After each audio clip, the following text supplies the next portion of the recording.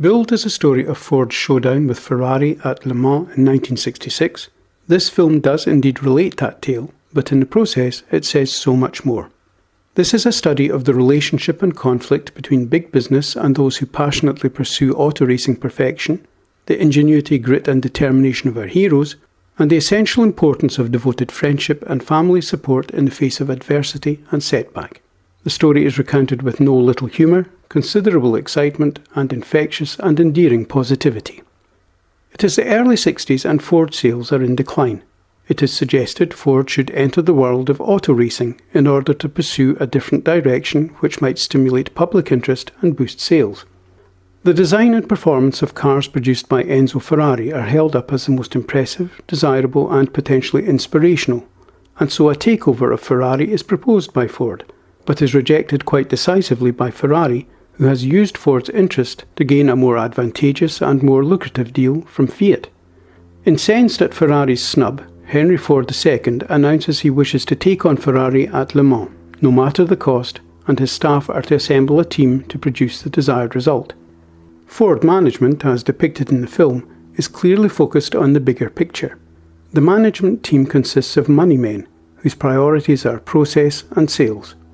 They have built an image and reputation of solid, clean-cut reliability and occupy, in their minds, an integral and revered place in American society. They have smugly concentrated on image, sales, loyalty and conformity rather than design and innovation, and now, in something of a rut and faced with falling sales, they find themselves out of the depth in terms of design and performance that will appeal to the younger generation. They must turn to someone who has a genuine interest in and understanding of the complexities involved in creating and producing the advanced and innovative technology and design which will allow them to produce a world-beating, or more precisely a Ferrari-beating, vehicle. They must turn to someone driven by a passion not for making money, but for developing a vehicle which enables the fusion of man and machine and a combination of speed and control.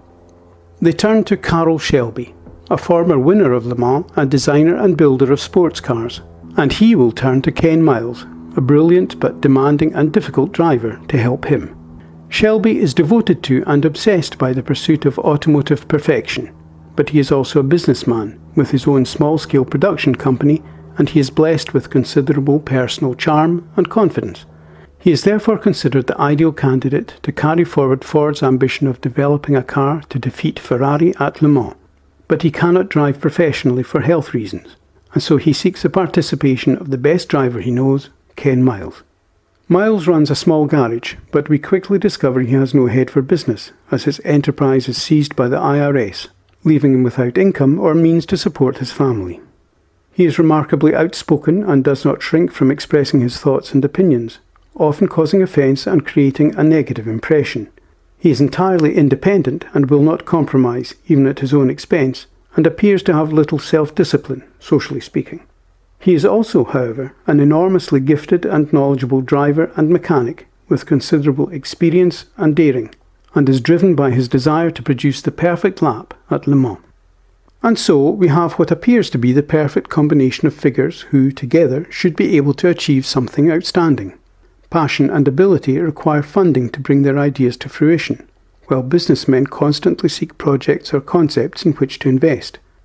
In theory, this is a match made in heaven, but Shelby must astutely and cunningly find compromise and middle ground between Ken's obstinate but highly insightful input and driving skills, and Ford's resolute insistence on conformity to company image and marketing issues. Unfortunately, in the end, Shelby and Ken's personal investment and obsession are sacrificed and subsumed into the ends of big business. Ford gains a marketing coup of their three cars crossing the finish line together, but at the expense of the victory Ken Miles drove so hard to achieve. Although it was a moral victory for Shelby and Miles, the brand was the winner, with the efforts of those individuals who made it all happen passing into general oblivion until now. It is interesting to note that Enzo Ferrari, who was also driven by a desire to create automotive perfection, seems to appreciate the talent and effort of Ken Miles at Le Mans more than his own employers, as Ferrari tips his hat towards Miles after the race. Underpinning their achievements are the constant and devoted support of Ken's wife and son, and the understated but absolutely essential friendship between Shelby and Ken Miles. Molly and Peter offer Ken emotional and social stability and strength, especially when the chips are down. They express their belief in him and clearly admire and love him, and this empowers Ken to undertake and complete his work, and he includes and involves them in many aspects of his working life. This underplayed but essential incorporation of family life offers moments of reflection, security and humour, not just to Ken, but to the audience as well, and is a welcome contrast to the action and drama on and off the track. Shelby and Ken trust one another and have confidence in one another. Their friendship goes a long way to explain the progress they made together on their project. Each knows the other's strengths and weaknesses, and they complement one another.